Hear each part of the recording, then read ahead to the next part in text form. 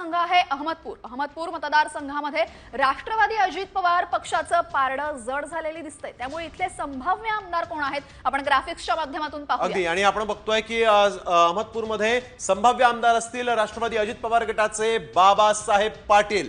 बाबासाहेब पाटलांनी इथं आपण बघतोय जी लढत होती ती यशस्वी होऊ शकते अशी शक्यता आहे। संभाव्य आमदार म्हणून अहमदपूरचे जे मतदार आहेत ते बाबासाहेब पाटलांना पसंती देत आहेत। तर विनायक पाटील राष्ट्रवादी शरद पवार गटाचे विद्यमान उमेदवार होते, परंतु ते या ठिकाणी पराभूत होऊ शकतील अशी शक्यता असल्याचं सध्या इथं दिसतंय।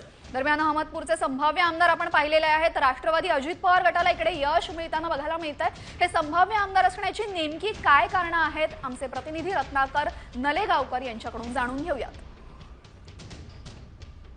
30 विधानसभा मतदारसंघ अहमदपूर या ठिकाणी 1,82,301 पुरुष